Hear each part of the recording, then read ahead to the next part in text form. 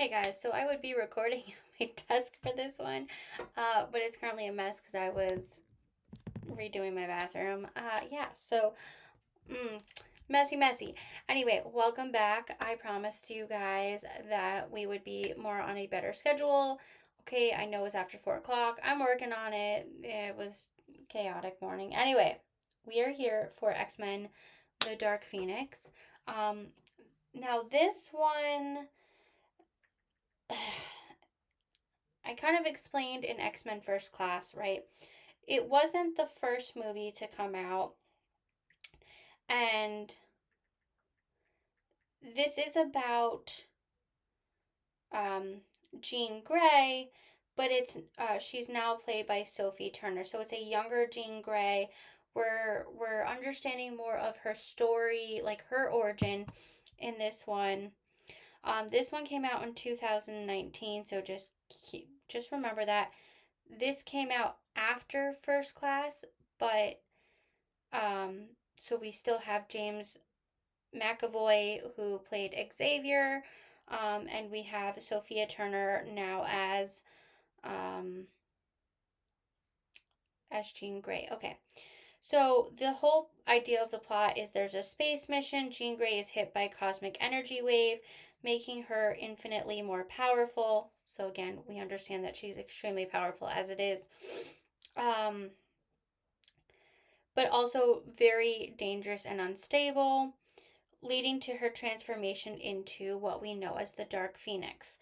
Now, we do see a little bit of the Dark Phoenix in, I was in one of the X Men movies that came out earlier.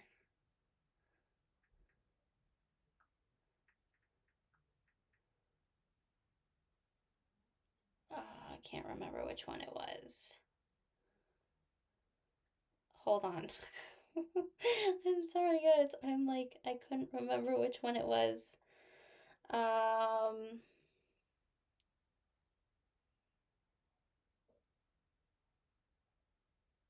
I want to say it was like X-Men X2 or something.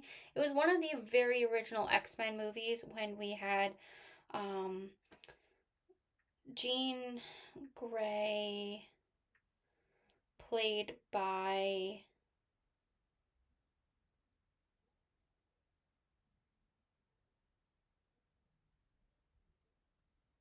hold on.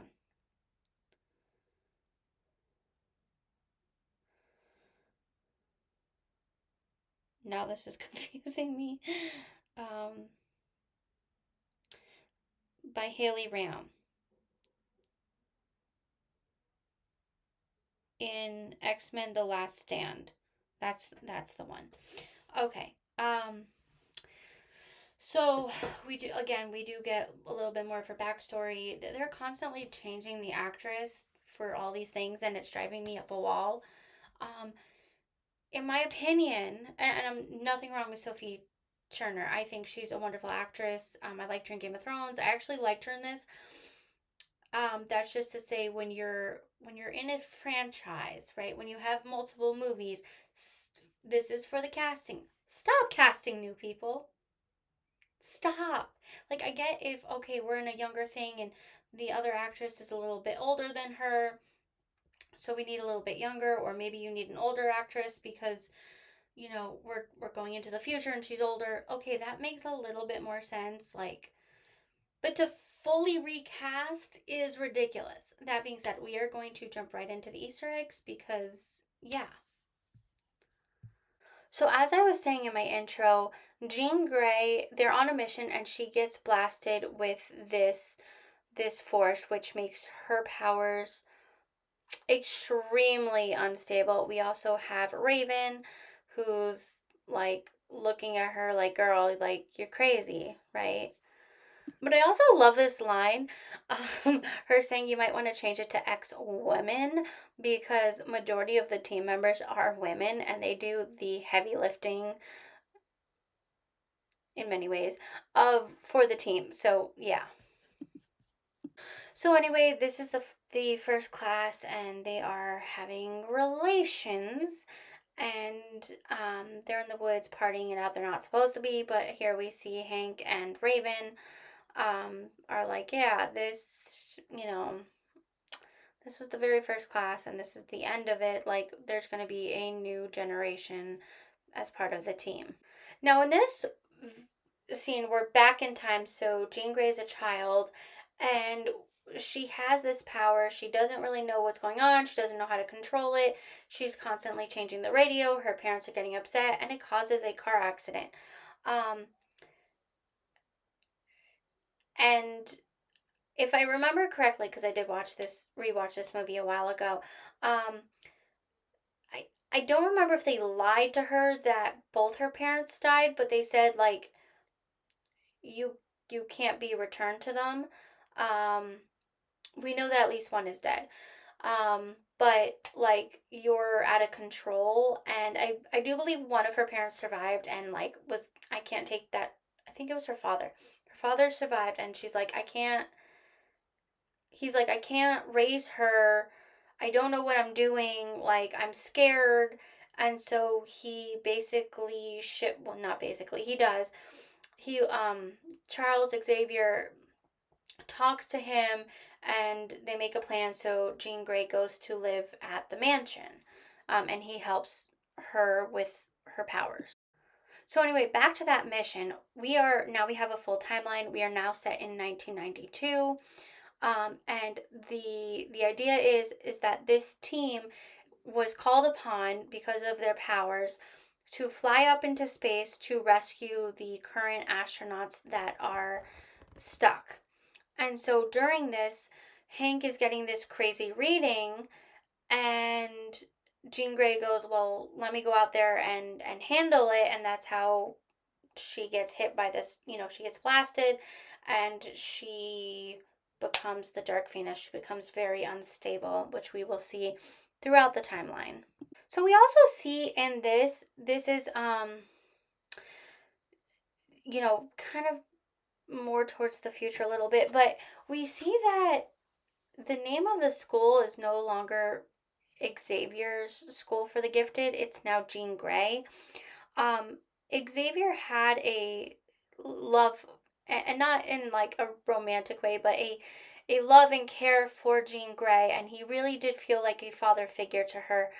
And when she got really upset and got unstable, they crash out. Um, their their friendship ends, and it's been rocky, and we do see that rockiness throughout the original X-Men movies, not just with Jean Grey and Xavier, but with Cyclops and Wolverine and all these other characters that we get to know. Her powers were never fully stable, right, throughout the timeline, even with the original movies, with X-Men, X2, X-Men The Last Stand, like they were never stable powers. She tried to hide it in those movies, but here we see they already knew she was, according to the timeline, she was already hit with this ray of whatever it was, um, creating a change in the stability of her of to magic of her mutant powers, right? And again, she was born with it. It's not like Spider-Man where he got bit by um, a spider and magically got mutant powers, right? Like a lot of these mutants were just born with their powers.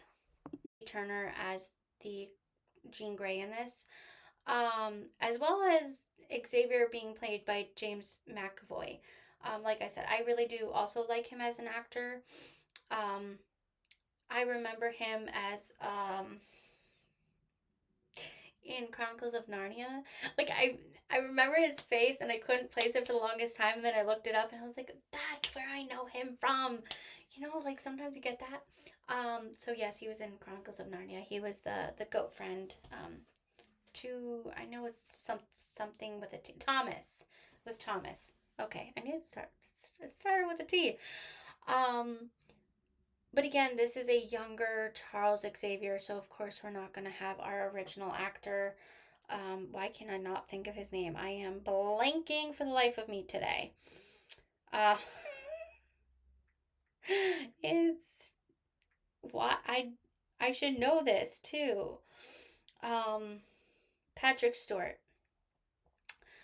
couldn't think of it. And then obviously Mc, Ian McKellen, right? I think that's his name. Um, is not our Magneto because he's supposed to be younger. So that does make sense. I'm just saying, like, in terms of, yeah. Um, anyway, I will see you guys tomorrow, but it's going to be not Easter eggs. We are doing annotation of some books. I didn't post last week, so we are getting a double upload tomorrow. So stay tuned.